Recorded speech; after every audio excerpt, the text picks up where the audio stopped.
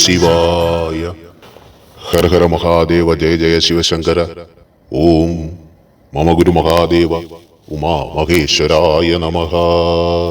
മഹാദേവനിലും മഹാദേവന്റെ മഹിമകൾ പ്രഘോഷിക്കുക എന്നത് ജീവിത ലക്ഷ്യമാക്കിയെടുത്തിരിക്കുന്ന മഹാദേവ പ്രചാരക സംഘത്തിൽ കൂടി ഇവിടത്തെ പ്രഭാഷണങ്ങൾ കേൾക്കുന്ന സജ്ജനങ്ങളെ, മഹാദേവനിൽ വിശ്വസിച്ചിരിക്കുന്നവരെ, നിങ്ങൾക്ക് എല്ലാവർക്കും മഹാദേവന്റെ അനുഗ്രഹങ്ങളും കൃപയും ഉണ്ടായിരിക്കുവാനായി പ്രാർത്ഥിക്കുന്നു. നിരവധി അനുഭവങ്ങൾ ഇവിടെ വരുന്നുണ്ട്. അതിൽ സമയമനുസരിച്ച് തന്നെ നിങ്ങളെ കേൾപ്പിക്കുന്നുമുണ്ടല്ലോ. എന്നാൽ എനിക്കെന്തുകൊണ്ട് കിട്ടുന്നില്ല, എന്റെ ദുരിതങ്ങൾ എന്തുകൊണ്ട് മാറുന്നില്ല എന്ന് പലരും ചോദിക്കുന്നുമുണ്ട്. അതിനായിട്ടാണ് ഇവിടുത്തെ ആദ്യകാല പ്രഭാഷണങ്ങളിൽ പറഞ്ഞിട്ടുള്ളത്, അവരവരിൽ കൂടി മാത്രമേ അവരവരുടെ ദുരിതം മാറ്റുവാൻ കഴിയൂ. ഒരുങ്ങേണ്ടതുണ്ട്, ഒരുക്കേണ്ടതുണ്ട്. ഈ അടുത്ത കാലത്തൊരു സഹോദരി എനിക്ക് ജീവിതം തകർന്നിരിക്കുന്നു, മന്ത്രം വേണം എന്നും പറഞ്ഞ് ഇങ്ങനെ ഇവിടെ ആവശ്യപ്പെട്ടു. അവരോട് എല്ലാവരോടും പറയുന്ന പോലെ തന്നെ ഇവിടത്തെ രീതികളും നിയമങ്ങളും അനുസരിച്ച് പറഞ്ഞു, 41 ദിവസം നിങ്ങൾ ജപിക്കേണ്ട ഒരു രീതിയുണ്ട്. അത് ജപിച്ചതിന് ശേഷം മാത്രമേ നിങ്ങൾക്ക് മന്ത്രത്തിന്റെ ആവശ്യമുണ്ടെങ്കിൽ കണ്ടറിഞ്ഞ് അത് നൽകുവാൻ കഴിയൂ എന്ന് പറയുകയുണ്ടായി. എന്നാൽ ഇവിടെ വിശ്വസിച്ചിരിക്കുന്ന, മഹാദേവനിൽ വിശ്വസിച്ചിരിക്കുന്ന സജ്ജനങ്ങളെ, അവർക്ക് 41 ദിവസം പോയിട്ടെന്നല്ല, ഒരു ദിവസം പോലും കാത്തിരിക്കുവാൻ കഴിയില്ല എന്ന് പറയുകയുണ്ടായി. ജീവിതത്തിൽ ഇത്രയും കാലം ജീവിച്ചു, പല പ്രശ്നങ്ങളും ഉണ്ടായി, പലയിടത്തും നടന്നു, പലതും കണ്ടു, പലതും കേട്ടു, സ്വന്തം നാവ് കൊണ്ട് പലരെയും ദോഷിച്ചു, പലരുടെയും മനസ്സിനെ വേദനിപ്പിച്ചു, ആത്മാവിനെ വേദനിപ്പിച്ചു. അതുപോലെ തന്നെ സ്വന്തം കാതുകൾ കൊണ്ട് കേൾക്കാൻ പറ്റാത്തത് പലതും കേട്ടു, പലരും ദോഷിക്കുന്നത് കേട്ടു, പലരും നിന്ദിക്കുന്നത് കേട്ടു. ഇങ്ങനെയൊക്കെ ജീവിച്ചു വന്നിരിക്കുമ്പോൾ നിങ്ങളുടെ ചുറ്റും ഒരു ഊർജം നിലനിൽപ്പുണ്ട്, ഒരു ഊർജം നിലനിൽക്കുന്നു. ആ ഊർജത്തിനെ, അതിന്റെ പ്രഭാവത്തെ കുറയ്ക്കാതെ യാതൊരു മന്ത്രം ജപിച്ചിട്ടും ഫലമില്ല. അതിനു വേണ്ടിയിട്ടാണ് ആ സമയം ഇവിടെ നിന്ന് ആ സഹോദരിയോട് ആവശ്യപ്പെട്ടത്. പക്ഷെ അവർക്ക് ഇന്ന് തന്നെ മന്ത്രം വേണം. ഈ മന്ത്രം എന്ന് പറയുന്നത് ഒരു മായയോ മായാജാലമോ. മന്ത്രം ജപിക്കുമ്പോൾ ഭഗവാൻ മഹാദേവൻ, നിങ്ങൾ ഈ എന്താ പറയുന്ന ഈ നമ്മൾ അത്ഭുതമായ ചില സിനിമകളൊക്കെ പറയുന്ന പോലെ പറന്നു വന്ന് നിങ്ങളുടെ ആഗ്രഹം സാധിച്ചു തരുന്ന മാന്ത്രികനൊന്നുമല്ല. ഈ സത്യമാണ് ആദ്യം മനസ്സിലാക്കേണ്ടത്. ഇത് നിങ്ങളുടെ ഉള്ളിൽ തന്നെ ഇരിക്കുന്ന ശക്തിയെ ഉണർത്തിച്ചുകൊണ്ട്, അത് മഹാദേവനുമായി പ്രവർത്തിച്ചുകൊണ്ട്, നിങ്ങൾ മുന്നോട്ടുള്ള വഴികളിലുള്ള തടസ്സങ്ങളെ നീക്കിക്കൊണ്ട് നിങ്ങൾക്ക് ജീവിതത്തിൽ ഉന്നമനം ഉണ്ടാക്കി തരുന്നതിനു വേണ്ടിയിട്ടും, നിങ്ങളുടെ മനസ്സിനെ ഉയർത്തുന്നതിനു വേണ്ടിയിട്ടും, അതുവഴി നിങ്ങളെ ഉയർത്തുന്നതിനു വേണ്ടിയിട്ടുമാണ് മന്ത്രം തരുന്നത്. അതുകൊണ്ട് മന്ത്രം എന്നത് എന്ത് എന്നതിനെ കുറിച്ച് ആദ്യം മനസ്സിലാക്കണം. അതുപോലെ ഇവിടെ ആവശ്യപ്പെടുന്നവരും അത് ശ്രദ്ധിക്കേണ്ട കാര്യമുണ്ട്. ഇവിടെ നിന്ന് പറയുന്ന രീതികൾ അനുസരിച്ച് മുന്നോട്ട് പോയാൽ മാത്രമേ ഇവിടുന്ന് തരുന്ന മന്ത്രം ജപിച്ചിട്ടും കാര്യമുള്ളൂ. ഈ അടുത്ത കാലത്ത് ഒരു സഹോദരി പറഞ്ഞു, അത് നിങ്ങളെ കേൾപ്പിക്കുന്നുണ്ട്. അവരുടെ വീട്ടിൽ ഭയങ്കര പ്രശ്നമാണ്, സഹോദരനും സഹോദരന്റെ ഭാര്യയും തമ്മിൽ ഭയങ്കര പ്രശ്നമാണ്, ഒരു രക്ഷയുമില്ല. പക്ഷെ ഇവിടുന്ന് പറഞ്ഞതുപോലെ അക്ഷരം പ്രതി അനുസരിച്ചു എന്നുള്ളതാണ് സത്യം. ആ പറഞ്ഞ ദിവസത്തിന് മുന്നേ ദോഷമറിച്ചിട്ടതുപോലെ ആയി എന്നാണ് അവർ പറയുന്നത്. കാരണം ഒരാളെ കൊണ്ടും മാറ്റുവാൻ കഴിയില്ല അവർ തമ്മിലുള്ള പ്രശ്നങ്ങൾ വീട്ടിലുള്ളത്. ഓം നമ ശിവായ. ഹര ഹര മഹാദേവ, ജയ ജയ മഹാദേവ, ഹര ഹര ശിവശങ്കര. നമസ്കാരം ഗുരുജി. ഭഗവാന്റെ അനുഗ്രഹത്താൽ ഞാൻ ഇന്നാളിൽ പ്രശ്നം പറഞ്ഞിരുന്നല്ലോ, അതെല്ലാം കംപ്ലീറ്റ്ലി എല്ലാം മാറി. നാത്തൂൻ്റെയും അനിയൻ്റെയും കുടുംബജീവിതത്തിലെ ചെറിയ പ്രശ്നങ്ങളാണ്, ഡിവോഴ്സ് വേണം എന്നൊക്കെ പറഞ്ഞ് ഭയങ്കര പ്രശ്നങ്ങളായിരുന്നു. അന്ന് ഗുരുജി എനിക്ക് ഒരു മന്ത്രമൊക്കെ തന്നായിരുന്നു. അത് ചൊല്ലണമെന്നും ഒക്കെ പറഞ്ഞു. അതെല്ലാം ചൊല്ലിക്കഴിഞ്ഞു. അത് ചൊല്ലി പകുതിയൊക്കെ ആയപ്പോഴത്തേക്ക് തന്നെ അവർ ഓക്കെ ആയിരുന്നു. ഇപ്പം സർവേശ്വരൻ്റെ അനുഗ്രഹം എന്നല്ലാതെ എന്ത് പറയാനാണ്, വളരെ സന്തോഷമായിട്ട് ജീവിക്കുന്നു. എൻ്റെ അനിയൻ കഴിഞ്ഞ ദിവസം ഫോൺ വിളിച്ചിട്ട് പറഞ്ഞു, ദോശ തിരിച്ചിട്ടതുപോലെയാണ്. അത്ര പെട്ടെന്ന് നാത്തൂൻ്റെ സ്വഭാവം നേരെ മറിഞ്ഞു എന്ന്. നേരെ എന്നാണോ ഇത്രയും നാൾ പറഞ്ഞുകൊണ്ടിരുന്നത്, പ്രവർത്തിച്ചുകൊണ്ടിരുന്നത്, അത് നേരെ തിരിഞ്ഞു, നേരെ ഓപ്പോസിറ്റായി. അപ്പം അതെല്ലാം നമുക്കേ അറിയത്തുള്ളൂ അതെന്താ കാര്യമെന്നുള്ളത്. നമ്മളിവിടെ നിന്ന് പ്രാർത്ഥിക്കുകയും ഒക്കെ ചെയ്തുകൊണ്ട്. അത് മാത്രമല്ല ഗുരുജി, നിങ്ങളും അവിടെ നിന്നെല്ലാം എല്ലാവരും ആൾക്ക് വേണ്ടി പ്രത്യേകമായിട്ട് പ്രാർത്ഥിച്ചു എന്നുള്ളതൊക്കെ എനിക്കറിയാം. പിന്നെ 3 ദിവസം അത് മന്ത്രം 21 ദിവസം കഴിഞ്ഞ് 48 ദിവസം കഴിഞ്ഞിട്ട് പിന്നെ വരുന്ന 3 ദിവസം അടുപ്പിച്ച് നമഃശിവായ ചൊല്ലണം 108 തവണയെന്ന് പറഞ്ഞിട്ടുണ്ടായിരുന്നു. അതും ഇന്നലെ കൊണ്ട് കഴിഞ്ഞു. ഇന്നലെയല്ല, 2 ദിവസമായി കഴിഞ്ഞു അതും. അപ്പോൾ ഇനി നമ്മൾ പ്രത്യേകിച്ച് എന്തെങ്കിലും ചെയ്യേണ്ടതുണ്ടോ ഗുരുജി? വളരെ സന്തോഷത്തിലാണ് വീട്ടിലെല്ലാവരും. ഒരു ഭയങ്കര മനപ്രയാസമായിരുന്നു കഴിഞ്ഞ ഒരു 1.5 മാസമായിട്ട്. ഭയങ്കര വിഷമമായിരുന്നു. അതെല്ലാം മാറി. ദൈവം അങ്ങേയറ്റം അനുഗ്രഹിച്ചു, ഭഗവാൻ അങ്ങേയറ്റം അനുഗ്രഹിച്ചു എന്നുള്ളതാണ്. അല്ലാതെ അതിനകത്തൊന്നും വേറെ ഒന്നും പറയാനില്ലല്ലാതെ അങ്ങയോട് അങ്ങേയറ്റം നന്ദി പറയുന്നു. എങ്ങനെയാണ് നന്ദി പറയേണ്ടതെന്ന് എനിക്കറിയില്ല. നന്ദി പറഞ്ഞാൽ അതൊരു ചെറിയ കാര്യമായിപ്പോൾ. ഞാൻ അതുകൊണ്ട് അതിനെപ്പറ്റി ഒന്നും പറയുന്നില്ല. കാരണം അത്ര മനപ്രയാസത്തിൽ നിന്നാണ് ഞങ്ങളെ കൈപിടിച്ച് ഗുരുജിയും കയറ്റിയത്. അതിനങ്ങേയറ്റം നന്ദി പറയുന്നു. പിന്നെ വേറെ പ്രത്യേകിച്ചൊന്നുമില്ല ഗുരുജി. ഭയങ്കര സന്തോഷമായിട്ടിരിക്കുന്നു. ആ ഒരു സന്തോഷം അങ്ങയോട് പങ്കുവയ്ക്കാൻ വേണ്ടിയിട്ടാണ് ഞാൻ ഈ ഒരു വോയിസ് അങ്ങേക്ക് അയക്കുന്നത്. ഭഗവാൻ നമ്മളെ എല്ലാവരെയും അങ്ങേയറ്റം അനുഗ്രഹിക്കട്ടെ. അങ്ങേ കുറച്ച് കൂടുതലായിട്ട് ഭഗവാൻ അനുഗ്രഹിക്കട്ടെ. കാരണം അങ്ങാണ് ഞങ്ങളെപ്പോലുള്ള തിരിച്ചറിവും ബോധവും ഇല്ലാത്ത മനുഷ്യരെ വിവരത്തിൻ്റെ ഒരു വെളിച്ചം ഞങ്ങളിലേക്ക് കാണിച്ചു തന്നത് അങ്ങാണ്. ഭഗവാൻ അങ്ങേയറ്റം ഒരുപാട് അനുഗ്രഹിക്കട്ടെ. ഒരുപാട് സന്തോഷമുണ്ട് Guruji. Thank you so much. നമഃശിവായ. ഓം നമഃശിവായ. ഹര ഹര ശിവശങ്കര. ഓം നമോ നമഃശിവായ. ഓം ഉമാമഹേശ്വരായ നമോ നമഃ. അപ്പോൾ ഇതൊക്കെ ഇവിടത്തെ ശക്തിയല്ല. ഇത് മഹാദേവൻ നിങ്ങളിൽ പ്രവർത്തിക്കുന്നതാണ്. മഹാദേവൻ നിങ്ങൾക്ക് പ്രവർത്തിക്കുവാൻ വേണ്ടി, മഹാദേവന്റെ അനുഗ്രഹമാകുന്ന ഊർജം നിങ്ങളിൽ വന്നു ചേരുന്നതിന് വേണ്ടിയിട്ട് നിങ്ങളിലേക്ക് നിങ്ങൾ തന്നെ മഹാദേവനെ സ്വാഗതം ചെയ്യുമ്പോൾ സംഭവിക്കുന്ന മാറ്റങ്ങളാണ് സഹോദരങ്ങളെ അത്. അതുകൊണ്ടാണ് ഗുരു പറയുന്നത് ഒരു ഏലസ്, മന്ത്രജപം, തകിടെഴുത്ത്, പൂജകൾ, ദുർമന്ത്രവാദം, ഇതിനൊന്നും യാതൊരുവിധ കാര്യങ്ങളുമില്ല. ഗ്രഹങ്ങളെ കുറിച്ചൊക്കെ ഗുരു പറഞ്ഞു കഴിഞ്ഞു, ദോഷങ്ങളെ കുറിച്ച് പറഞ്ഞു കഴിഞ്ഞു, ജാതകത്തെ കുറിച്ച് പറഞ്ഞു കഴിഞ്ഞു, ഇനിയും പറയുവാനുണ്ട്. അതുകൊണ്ടാണ് ആദ്യകാല പ്രഭാഷണങ്ങൾ മുതൽ ഇവിടെ ഗുരു പറഞ്ഞു തരുന്നത്, നിങ്ങൾ ഉണർന്നു നിൽക്കുക, നിങ്ങൾ പ്രവർത്തിക്കുക. ഈ ലോകത്ത് നിങ്ങളെ ദോഷപ്പെടുത്താനായി യാതൊരു ശക്തിയുമില്ല എന്നുള്ള സത്യം മനസ്സിലാക്കണം. ആ സത്യം നിങ്ങൾ മനസ്സിലാക്കണമെങ്കിൽ മഹാദേവനെ സ്വന്തം അച്ഛനായി കാണണം, സ്വന്തം പിതാവായി കാണണം, അമ്മ പാർവതി ദേവി അമ്മയായി കാണണം. ഇങ്ങനെയുള്ളൊരു പുതിയ തലമുറ ഉണ്ടാകേണ്ടത് സ്വന്തം ഭവനത്തിൽ നിന്നുമാണ്. സ്വന്തം അച്ഛനും അമ്മയും വീട്ടിൽ നമുക്ക് ജന്മം തന്ന മാതാപിതാക്കൾ അവർ ഏത് രീതിയിൽ ജീവിക്കുന്നു എന്നുള്ളത് കണ്ടാണ് കുഞ്ഞുങ്ങൾ വളരുന്നത് തന്നെ. അല്ലാതെ പുറത്തുള്ള കാഴ്ചയല്ല. പുറത്ത് പലതുമുണ്ട്, പക്ഷേ സ്വന്തം ഭവനത്തിൽ എന്തുണ്ട്, അവിടെ എന്താണ് നടക്കുന്നതെന്ന് അവർ കണ്ടുവരുന്നു. അവർ പുറം ലോകം കാണുന്നതിന് മുമ്പ് കാണുന്നത് സ്വന്തം വീടാണ്. ഇവിടെ നിന്ന് ഒരു കഥ പറയുന്നുണ്ട് ഗുരു. കാരണം ഒരു കുടുംബത്തിൽ എന്തൊക്കെയാണ്, നമ്മൾ എങ്ങനെയൊക്കെയാണ് പോകേണ്ടതെന്നുള്ളത് നോക്കൂ സഹോദരങ്ങളെ. മഹാദേവൻ ഏതെല്ലാം മനുഷ്യനെ നന്നാക്കുന്നതിന് വേണ്ടി ഏതെല്ലാം രൂപങ്ങൾ കൈപ്പറ്റിയിട്ടുണ്ട്. ഇവിടെ കാട്ടാളർ വനത്തിൽ അധിവസിച്ചുകൊണ്ട് നമ്മൾ ദ്രാവിഡർ, ആദിവാസികൾ എന്നൊക്കെ പറയുന്നില്ലേ, അങ്ങനെയുള്ള നമ്മുടെ പിതാക്കന്മാർ എന്ന് വേണമെങ്കിൽ അവരെ പറയാം. നമ്മൾ റെസ്പെക്ട് ചെയ്യേണ്ടവരാണ്, ബഹുമാനിക്കേണ്ടവരാണ്. അവർ മാത്രം ഉണ്ടായിരുന്ന സമയത്ത് ഭഗവാൻ കിരാത വേഷം ധരിച്ചെത്തി അവർക്ക് അറിവ് നൽകി. ഇല്ലേ, കിരാതനായിട്ട് വന്നത് അർജുനന്റെ അഹങ്കാരം ശമിപ്പിക്കാനാണെന്നിരിക്കൽ കൂടി അത് ഗുരു പറഞ്ഞു തരുന്നുണ്ട് ആ കഥ. അവിടെ ആ സമയത്ത് അങ്ങനെ ഒരു വേഷം എടുക്കേണ്ടി വന്നു ഭഗവാന്. അതുപോലെ ഭഗവാൻ അസുരനായി വേഷമിടും, ദേവനായി വേഷമിടും, മനുഷ്യനായും വേഷമിടും. ഇവിടെ മഹാദേവൻ ഭിക്ഷാടകനായിട്ടുണ്ട്. നോക്കൂ, ഈ പ്രപഞ്ചത്തെ സൃഷ്ടിച്ച മഹാദേവൻ ഭിക്ഷാടകനാകുന്നു, ഭിക്ഷയാചിക്കുന്നു. ഇവിടെ മറ്റു പലരും ദൈവങ്ങളെന്ന് പറയുന്നത് എന്ത് ചെയ്യുന്നു? അവർ മറ്റുള്ളവരുടെ ആഹാരം എന്താ പറയുക, ഭിക്ഷയല്ല കൊടുക്കുന്നത്, അവർ അല്ലെങ്കിൽ സ്വന്തമായിട്ട് കഴിക്കുന്നു എന്ന് പറയുന്നത് പോലെ. ഇതങ്ങനെയല്ല, ഭഗവാൻ ഭിക്ഷയാചിക്കുകയാണ്. ഇത് ആർക്കെങ്കിലും ഉൾക്കൊള്ളാൻ പറ്റൂ?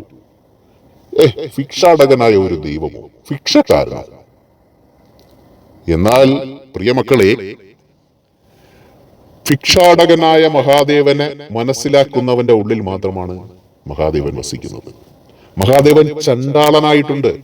ചണ്ടാളൻ എന്ന് പറഞ്ഞാൽ ഈ ലോകത്തിലെ ഏറ്റവും കുറഞ്ഞവൻ. ആ രൂപത്തിൽ വന്ന മഹാദേവനെ മനസ്സിലാക്കുന്നവന്റെ മുന്നിലാണ് ഈ പ്രപഞ്ചത്തിന്റെ ശക്തിയായ ദൈവമായ പിതാവായ മഹാദേവനായ നമ്മുടെ പിതാവായ പരമശിവൻ കുടികൊള്ളുന്നത്, പരമേശ്വരൻ കുടികൊള്ളുന്നത്. പൊന്നുമക്കളെ, ലോകത്തിനു വേണ്ടി ഭിക്ഷയ്ക്കിറങ്ങിയ ഒരു ദൈവമുണ്ടോ? ലോകത്തിനു വേണ്ടി ഭിക്ഷയ്ക്കിറങ്ങിയ ഒരു അമ്മയുണ്ടോ? പറയൂ, ഒരാളെ കാണിച്ചു തരൂ. ഒരാളെ നിങ്ങൾ കാണിച്ചു തരൂ. ഈ പ്രപഞ്ചവും നമ്മുടെ ഈ മുകളിൽ നിൽക്കുന്ന സൂര്യൻ, ചന്ദ്രൻ, ഇതെല്ലാം അടങ്ങിയിരിക്കുന്ന നമ്മുടെ പ്രപഞ്ചം ഈ പ്രകൃതിയിലേക്ക് ഒരു ഭിക്ഷാടകനെ പോലെ വന്നെത്തുകയാണ്. നമ്മുടെ ഓരോരുത്തരുടെയും ഭവനത്തിൽ ഓരോ പ്രഭാതത്തിലും ആ ഭിക്ഷാടകൻ എത്തുന്നുണ്ട്. നമ്മൾ കൊടുക്കുന്ന എന്താണ്? നമ്മുടെ ആത്മാവിൽ തട്ടിക്കൊടുക്കുന്ന പ്രാർത്ഥനകൾ, അല്ലെങ്കിൽ പുകഴ്ത്തൽ, അല്ലെങ്കിൽ മഹാദേവനെ നമ്മൾ ജയ് വിളിക്കുന്നു, അല്ലെങ്കിൽ മഹാദേവൻ നമ്മൾ ആരാധിക്കുന്നു. ഇവിടെ ബ്രാഹ്മമുഹൂർത്തം എന്നൊക്കെ പറഞ്ഞ കുറെ സമയങ്ങൾ നമ്മുടെ ശിവര്യന്മാർ കണ്ടെത്തി വെച്ചിട്ടുണ്ടല്ലോ. അപ്പോൾ ഓരോ ദിവസവും ഈ പ്രകൃതിയിലേക്ക്, നമ്മുടെ ഭൂമിയിലേക്ക് പ്രപഞ്ചം ഒരു ഭിക്ഷാടകനെ പോലെ ഇറങ്ങി വരുന്നുണ്ട്. നമ്മൾ ആരെങ്കിലും കാണുന്നുണ്ടോ? മഹാദേവൻ അങ്ങനെ ആ ഒരു ഭിക്ഷാടകന്റെ രൂപത്തിൽ വരുമ്പോൾ നിങ്ങൾ എന്താ നൽകുന്നത്? മഹാദേവൻ എവിടെയായിരിക്കുന്നത്? നമ്മുടെ ആത്മാവിലാണ് ഇരിക്കുന്നത്. നിങ്ങൾ നിങ്ങളുടെ ആത്മാവിന് എന്ത് കൊടുക്കുന്നു, അത് തന്നെയാണ് മഹാദേവന് കൊടുക്കുന്നത്. സ്വന്തം ആത്മാവിൻ കൂടി മനസ്സിനെ ഉപദേശിക്കൂ. മറ്റുള്ളവർക്ക് നന്മ ചെയ്യണം, മറ്റുള്ളവരോട് മോശമായി സംസാരിക്കാൻ പാടില്ല, മറ്റുള്ളവർ എന്നെ കാണുമ്പോൾ അവർക്കൊരു ആനന്ദമുണ്ടാകണം, മറ്റുള്ളവരെ ചതിക്കാനോ വഞ്ചിക്കുവാനോ പാടില്ല, മറ്റുള്ളവന്റെ അതിർത്തി വാന്താൻ പാടില്ല, മറ്റുള്ളവന്റെ സ്വത്ത് കൈക്കലാക്കാൻ പാടില്ല, അന്യന്റെ അധ്വാനിച്ചുള്ള സമ്പാദ്യം കൈക്കലാക്കാൻ പാടില്ല, അറിഞ്ഞു തരുന്നത് വാങ്ങണം. ഇങ്ങനെയൊക്കെയുള്ള എന്റെ ദുരിതങ്ങളും കഷ്ടപ്പാടും മഹാദേവൻ കാണുന്നുണ്ട്. അത് മഹാദേവനെ കൊണ്ടല്ലാതെ മറ്റാർക്കും മാറ്റുവാൻ കഴിയില്ല. അതുകൊണ്ട് ഞാൻ എന്റെ മഹാദേവന്റെ അഭയം പ്രാപിച്ചിരിക്കുന്നു. ഇങ്ങനെയൊക്കെ സ്വയം ആത്മാവിന് കൊടുക്കുന്നതാണ് നിങ്ങൾ മഹാദേവന് നൽകുന്ന ഭിക്ഷ. ഇവിടെ പറഞ്ഞു വരുന്നത്, ഗുരു പറഞ്ഞത് ഇതാണ്: ലോകത്തിനു വേണ്ടിയും ഭിക്ഷയ്ക്കിറങ്ങിയ ഒരു ദൈവമില്ല, ഒരമ്മയുമില്ല. എന്നാൽ നമ്മുടെ അപ്പനായ മഹാദേവനും അമ്മയായ പാർവതി ദേവിയും അത്തരത്തിൽ ഒരു ഭിക്ഷാടകരുടെ വേഷം കെട്ടിയിട്ടുണ്ട്. ദൈവം എന്തിനാണ് ഭിക്ഷാടകനായത്? നമ്മുടെ അപ്പനായ മഹാദേവൻ ഈ മനുഷ്യരെ അത്രയ്ക്ക് സ്നേഹിക്കുന്നു. ഇവിടുത്തെ പ്രപഞ്ചത്തിലെ സകല ചരാചരങ്ങളെയും അത്രയ്ക്ക് സ്നേഹിക്കുന്നു. ബ്രഹ്മാവിൽ കൂടി, അല്ലെങ്കിൽ ബ്രഹ്മത്തിൽ കൂടി സൃഷ്ടികർമ്മത്തെ നിർവഹിക്കുന്ന മഹാദേവൻ അത്രയ്ക്ക് എല്ലാത്തിനെയും സ്നേഹിക്കുന്നു. അതുകൊണ്ടല്ലേ കാളകൂട വിഷം കുടിച്ച് ഈ ഭൂമിയെ രക്ഷിച്ചത്. കുടുംബ ബന്ധം എങ്ങനെ? അത് മഹാദേവൻ നമുക്ക് കാണിച്ചു തരുന്നുണ്ട്. കുടുംബ ബന്ധം എങ്ങനെ, ഏത് രീതിയിൽ പോയാൽ കുടുംബത്തിൽ ഐശ്വര്യവും നന്മയും ഉണ്ടാകുമെന്ന് അമ്മയും നമ്മെ പഠിപ്പിച്ചു തന്നു, അമ്മ പാർവതി ദേവിയും നമ്മെ പഠിപ്പിച്ചു തന്നു. അതിനുവേണ്ടി അവർ പല ലീലകളും ആടാറുണ്ട്. മഹാദേവനും അമ്മയും തമ്മിൽ വഴക്കു കൂടാറുണ്ട്. മഹാദേവൻ അമ്മയെ കുറ്റപ്പെടുത്താറുണ്ട്, അമ്മ മഹാദേവനെ കുറ്റപ്പെടുത്താറുണ്ട്. രണ്ടുപേരും നല്ല രീതിയിൽ വഴക്കു കൂടും. എന്തിനാ ഇതൊക്കെ കാണിച്ചു തരുന്നത്? അവിടെ നമ്മുടെ കുടുംബത്തിലൊരു പ്രശ്നം ഉണ്ടാകുമ്പോൾ ആ പ്രശ്നം പരിഹരിക്കുന്നതിന് മുമ്പ് ആ പ്രശ്നം എങ്ങനെയുണ്ടായി എന്ന് പഠിക്കണം. ഉണ്ടായിടത്ത് നിന്ന് തുടങ്ങുമ്പോൾ ആ ഉണ്ടായിടത്ത് നമ്മൾ എത്തിച്ചേരുകയും അതിനെ നമുക്ക് തടഞ്ഞു വെക്കുവാനും കഴിയും. അതുകൊണ്ടാണ് ഇവിടെ മഹാദേവൻ ഭാവിയിൽ തന്റെ സൃഷ്ടികളായ മനുഷ്യർക്കുണ്ടാകാൻ സാധ്യതയുള്ള വിഷയങ്ങളുടെ തുടക്കത്തിൽ നിന്ന് തന്നെ തുടങ്ങുന്നത്. അതിനുവേണ്ടി അമ്മയും അപ്പനും തമ്മിൽ ചെറിയ വഴക്കൊക്കെ കൂടും. അപ്പോൾ അതൊക്കെ വായിച്ച് ചില സപ്താഹങ്ങളൊക്കെ നടക്കുന്ന സമയത്ത് അതിനെ അതേപടി വായിച്ചങ്ങ് പോവുകയാണ്.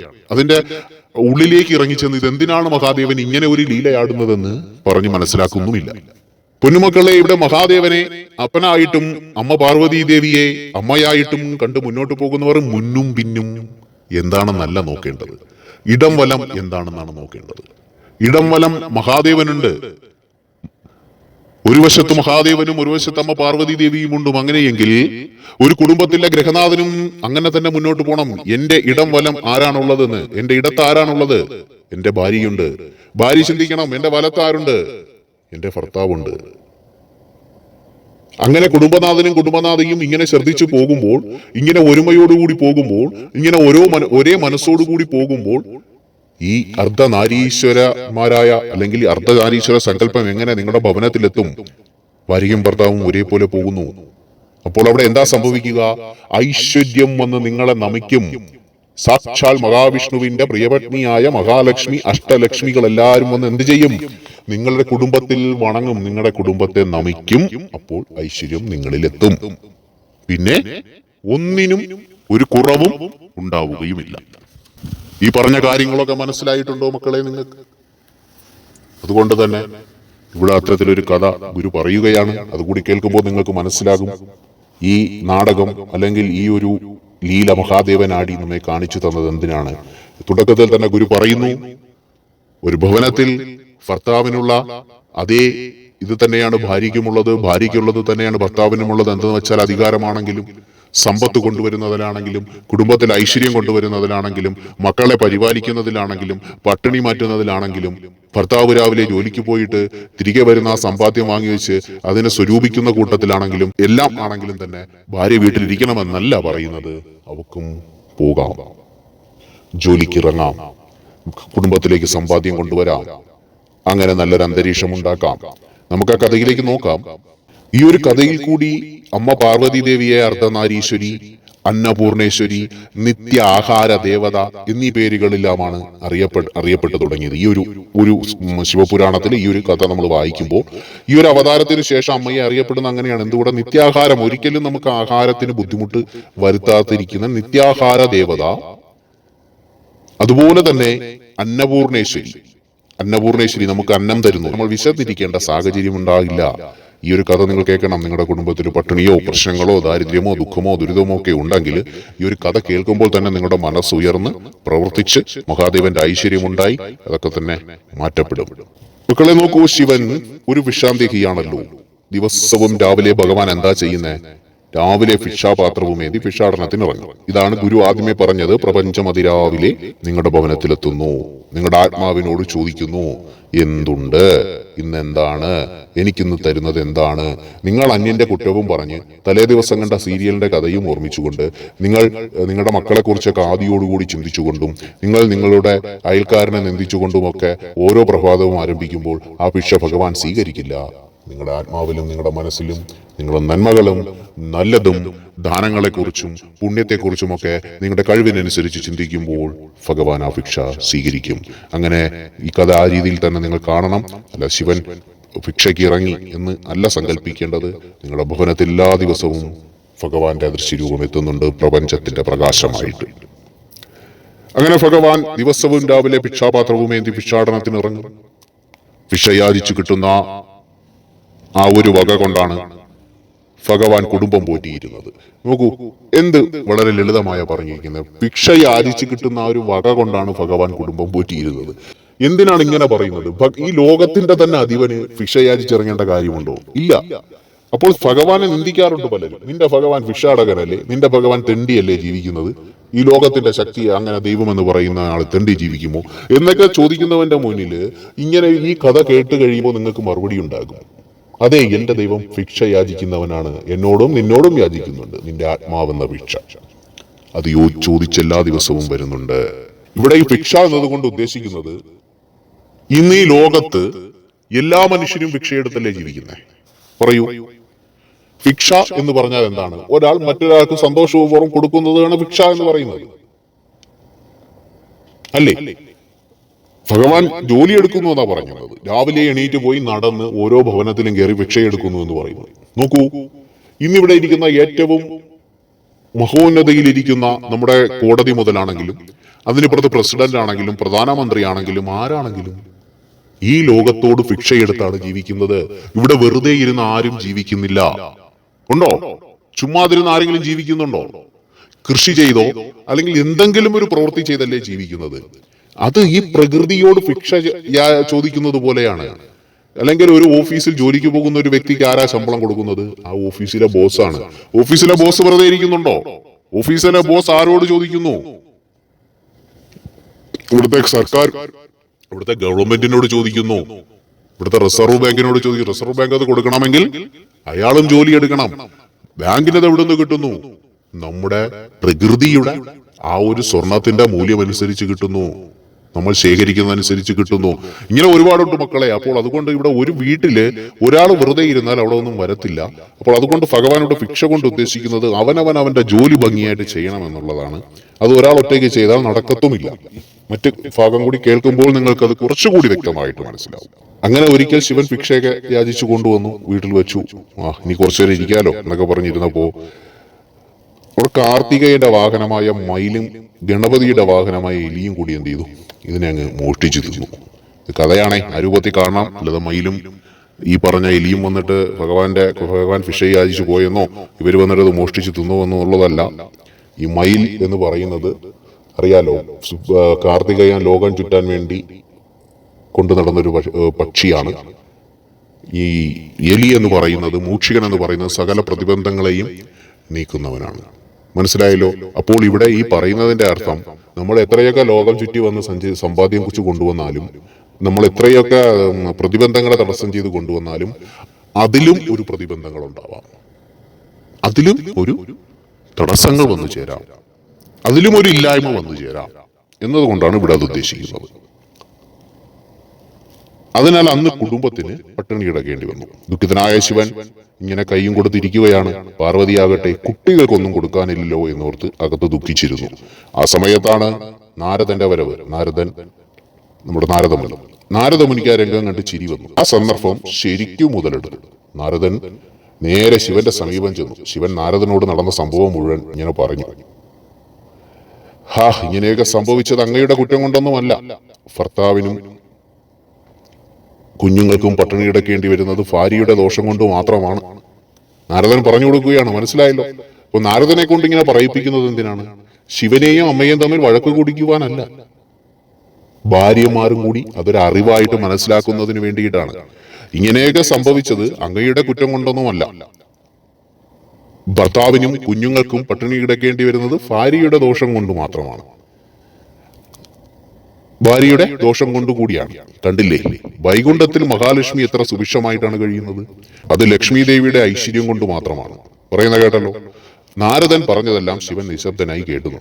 തന്റെ ഏഷണി ശരിക്കും ഏറ്റിട്ടുണ്ടെന്ന സന്തോഷത്തോടെ നാരദൻ നേരെ പാർവതിയുടെ അടുത്തേക്ക് പോയി. അവിടെ കൂടെ ചെന്നൊന്ന് ഇളക്കി വിടണമല്ലോ. ഒന്നും അറിയാത്ത ഭാവത്തിൽ നാരദൻ പാർവതിയോട് കാര്യം തിരക്കി. പാർവതിയും നടന്ന കാര്യങ്ങൾ പറഞ്ഞു. നാരദൻ പറഞ്ഞു, വെറുതെയല്ല ദേവിക്ക് ദുഃഖം. ഭിക്ഷക്കാരനായ ഒരു ഭർത്താവിന്റെ കൂടെയല്ലേ ദേവി ഇറങ്ങി തിരിച്ചത്. അതിന്റെ ഫലമാണ് ഇങ്ങനെയൊക്കെ അനുഭവിക്കേണ്ടി വന്നത്. എത്ര ഐശ്വര്യത്തോടെയാണ് ദേവി കഴിഞ്ഞിരുന്നത്. കഷ്ടം, സകലത് നശിച്ചില്ലേ? അതൊരു കാരണക്കാരൻ ഈ ശിവൻ തന്നെയാണ്.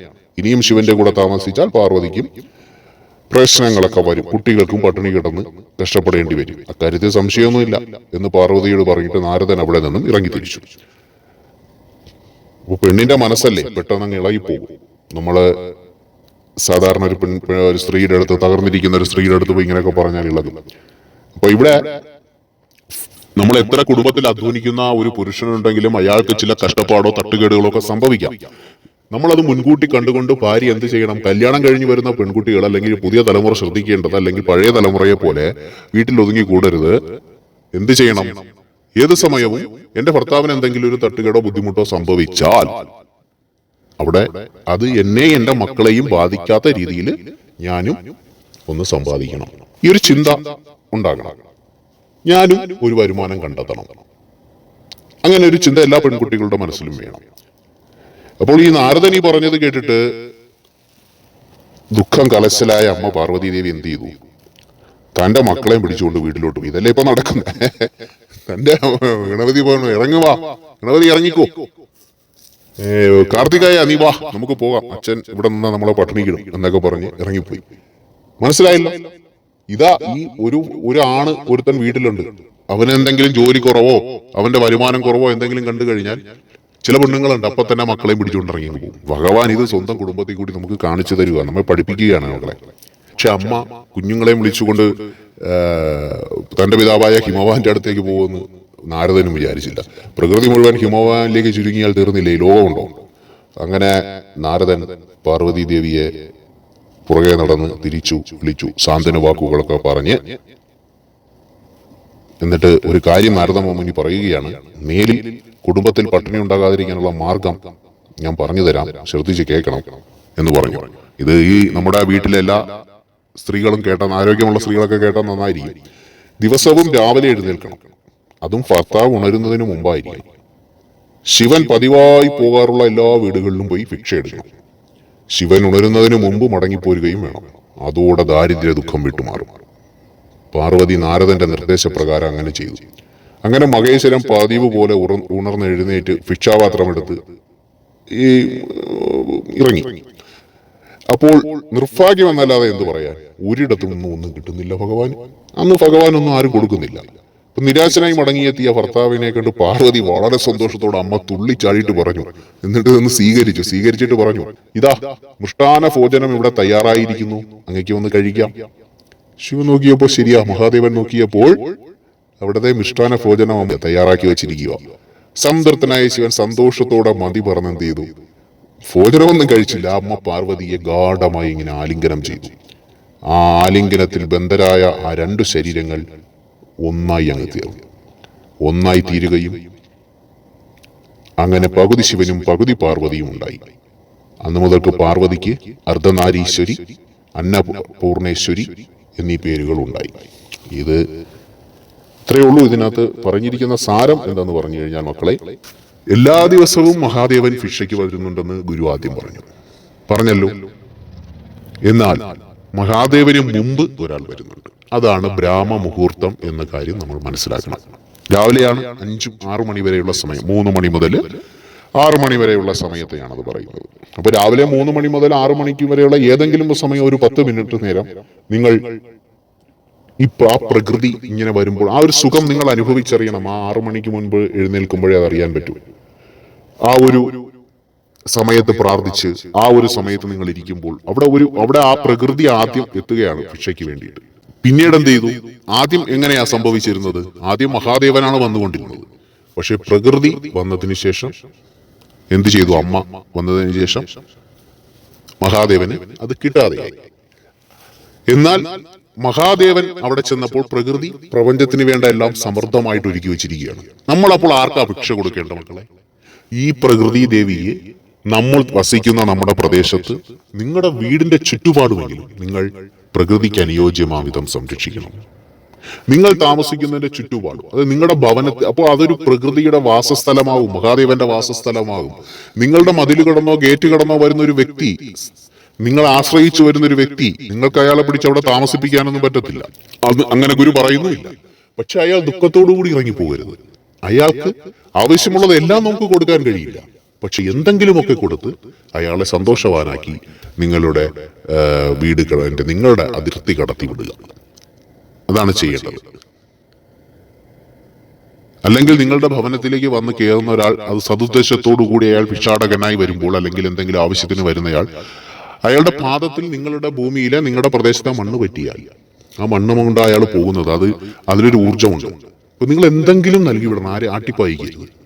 എന്തായിക്കോട്ടെ, എന്തെങ്കിലും നൽകിയാണ് വിടുക. ഉള്ളത് അതിനുള്ളൊരു മനസ്സ് നിങ്ങൾക്കുണ്ടാകണം. ഇവിടെ അവസാനം ഭഗവാൻ എന്താ ചെയ്ത? തനിക്ക് മൃഷ്ടാന ഭോജനം ഒരുക്കി വെച്ചിരിക്കുന്ന കണ്ട്, എല്ലാം പ്രകൃതിയിൽ റെഡിയാക്കി വെച്ചിരിക്കുന്ന, തയ്യാറാക്കി വെച്ചിരിക്കുന്ന കണ്ട് ഭഗവാൻ എന്ത് ചെയ്തു? അമ്മയെ ആലിംഗനം ചെയ്യുകയും രണ്ടുപേരും ഒന്നായി തീരുകയും ചെയ്തു. ഈ ഒരു കഥയിൽ നിന്ന് നമുക്ക് മനസ്സിലാക്കാൻ പറ്റുന്നത് എന്താണ്? പറയൂ. പ്രപഞ്ചവും പ്രകൃതിയും അർദ്ധ നാരീശ്വര സങ്കല്പത്തിൽ കൂടി ഒന്നായി നിൽക്കുകയാണ്. പണ്ട് രണ്ടും രണ്ടായ രീതിയിൽ വന്നിരുന്നു. എന്നാൽ ഇപ്പോൾ ഒന്നായിട്ടാണ് വരുന്നത്. ബ്രാഹ്മ മുഹൂർത്തം എന്ന് പറയുന്ന സമയം. അതുകൊണ്ടാണ് അതിന് ബ്രാഹ്മ മുഹൂർത്തം എന്ന് പേരിട്ടത്. ബ്രഹ്മത്തിന്റെ മുഹൂർത്തം. അപ്പോൾ ബ്രഹ്മവും പ്രകൃതിയും ഒന്നായി ചേർന്നുകൊണ്ട് ഈ പറഞ്ഞ അർദ്ധനാരീശ്വര സങ്കല്പം എന്നതുപോലെ നമ്മിലേക്ക് എത്തുന്ന ആ ഒരു സമയം, രാവിലെ എന്നാ പറയുന്നത്, അതിരാവിലെ. അപ്പോൾ നമ്മിലേക്ക് എത്തുന്ന ആ സമയം നമ്മുടെ ആത്മാവിൽ നല്ല ചിന്തകൾ നിറച്ചുകൊണ്ട് ഭഗവാനും ഭഗവതിക്കും അമ്മയ്ക്കും നമ്മൾ നമ്മുടെ മനസ്സുകൊണ്ട് ഭിക്ഷ നൽകുക. അല്ലാതെ നിങ്ങൾ അരിയോ ഒന്നും പ്രകൃതിയിലേക്ക് വലിച്ചെറിയണമെന്നല്ല. നമ്മുടെ മനസ്സുകൊണ്ട് നമ്മൾ ഭിക്ഷ നൽകുക. ഇന്നെനിക്ക് ഒരാളെയെങ്കിലും സഹായിക്കണം എന്നുള്ളൊരു ചിന്ത മനസ്സിലുണ്ടാവുക. എൻ്റെ മുന്നിലേക്ക് വരുന്ന ഒരാളെയെങ്കിലും എൻ്റെ കഴിവിനനുസരിച്ച് സഹായിക്കണം എന്നുള്ളൊരു ചിന്ത മനസ്സിലുണ്ടാവുക. അങ്ങനെ ഒക്കെ നിങ്ങൾ ജീവിക്കുമ്പോൾ ഒരു 1-2 മാസം കഴിയുമ്പോൾ നിങ്ങളൊരു ആഹ്ലാദത്തിൽ നിങ്ങൾ ഇങ്ങനെ എത്തുന്നത് അറിയാൻ പറ്റും. നിങ്ങളുടെ മനസ്സ് വല്ലാത്തൊരു ആഹ്ലാദത്തിൽ എത്തും. കാരണം ഈ ഒരു കൊടുക്കുക എന്ന് പറയുന്നത് അങ്ങനെയാണ്. നമ്മൾ കൊടുക്കുമ്പോൾ ഭഗവാൻ എന്തൊക്കെയോ ഇങ്ങോട്ട് തരുന്നുണ്ട്. അത് ആത്മാവിന്റെ ഒരു ആനന്ദമാണ്. അത് അനുഭവിച്ചവർ ഒത്തിരി പേരുണ്ട്. അപ്പോൾ അതാണ് ഈ കഥയിൽ കൂടി ഭഗവാൻ നമുക്ക് ബോധ്യപ്പെടുത്തി തരുന്നത്. പ്രകൃതിയും പ്രപഞ്ചവും ഒന്നായി ചേരുമ്പോൾ ഇവിടെ എന്താ സംഭവിക്കുന്നത്? അന്നപൂർണേശ്വരി, ഇവിടെ അന്നമുണ്ടാകും. ഇവിടെ ഒന്നിനും ഒരു കുറവ് ഉണ്ടാവുകയില്ല. അർദ്ധ നാരീശ്വരൻ, അർദ്ധ നരേശ്വരൻ എന്നല്ല, അർദ്ധനാരീശ്വരൻ എന്നാണ് പറയുന്നത്. പകുതി നാരി അതായത് സ്ത്രീയുടെ രൂപം. സ്ത്രീ എന്ന് വെച്ചാൽ പ്രകൃതി. അപ്പോൾ ഈ പ്രപഞ്ചം ഈ പ്രകൃതിയോട് ഇണങ്ങി നിൽക്കുകയാണ്. പ്രപഞ്ചവും പ്രകൃതിയും ഒന്നായി തന്നെയാണ് വരുന്നത്. ഒന്നായി തന്നെ എല്ലാ ദിവസവും ഒരു പ്രഭാതം നിങ്ങൾക്ക് തരുമ്പോൾ പ്രിയപ്പെട്ടവരെ, നിങ്ങൾ എന്ത് ചെയ്യണം? നിങ്ങളുടെ മനസ്സിൽ നന്മകളെ കുറിച്ച് ചിന്തിക്കുക. എല്ലാവർക്കും മഹാദേവന്റെ വലിയ അനുഗ്രഹങ്ങളും എല്ലാവർക്കും മഹാദേവന്റെ വലിയ ഐശ്വര്യങ്ങളും ഉണ്ടായിരിക്കുന്നതിന് വേണ്ടി പ്രാർത്ഥിക്കുന്നു. ഭഗവാന്റെ വലിയ കൃപയും അനുഗ്രഹവും എല്ലാവർക്കും ഉണ്ടായിരിക്കട്ടെ. എല്ലാ കുടുംബങ്ങളിലും ഐശ്വര്യം ഉണ്ടായിരിക്കട്ടെ. എല്ലാവരും അർദ്ധനാരി ഈശ്വരന്മാരെ പോലെ ഭാര്യാഭർത്തൃ സ്നേഹം ഒരേപോലെ മുന്നേറട്ടെ. അതുപോലെ അമ്മ ഭിക്ഷാടനത്തിന് ഇറങ്ങിയതുപോലെ അല്ലെ, നിങ്ങളും വീട്ടിൽ വെറുതെ ഇരിക്കേണ്ട മക്കളെ, സ്ത്രീകളായിട്ടുള്ള ആരോഗ്യമുള്ള യുവതികൾ എന്തെങ്കിലും തൊഴിലിന് പോകണം. പോയി നിങ്ങൾ നിങ്ങളുടേതായ ഒരു അടിസ്ഥാനം ഉണ്ടാക്കുക. ഭർത്താവിൽ തന്നെ ആശ്രയിച്ച് നിൽക്കണം. ഭർത്താവിൽ മാത്രം ആശ്രയിച്ച് നിൽക്കേണ്ടവൾ തന്നെയാണ് സ്ത്രീ. എന്നാൽ ഭർത്താവിന് ഒരു സഹായം കൂടിയായി തീരേണ്ടവളുമാണ്. അത് ഭർത്താവിന് ബോധ്യമുണ്ടെങ്കിൽ മാത്രം നിങ്ങളൊരു വരുമാന മാർഗത്തിന് ഒരു ജോലി ചെയ്യണം. അതാണ് ഇക്കാലത്ത് നല്ലത്. ലോകം ഒരുപാട് മാറിക്കൊണ്ടിരിക്കുകയാണ്. എല്ലാവർക്കും മഹാദേവന്റെ അനുഗ്രഹം ഉണ്ടാകട്ടെ. എല്ലാവർക്കും നന്മകൾ ഉണ്ടാകുന്നതിന് വേണ്ടി പ്രാർത്ഥിക്കുന്നു. ഓം ഹര ഹര ശിവശങ്കര, ജയ ജയ ശിവശങ്കര. ഓം കൈലാസവാസ, ഓം സർപ്പധാരി, ഓം ഭസ്മഭൂഷണ, ഓം ഗംഗാധര, ഓം ജടാധര, ഓം ത്രിശൂലനാഥ, ഓം ഉമാമഹേശ്വര നമോ നമഃ. ഭഗവാനേ അഘോരമൂർത്തേ ഭഗവാനേ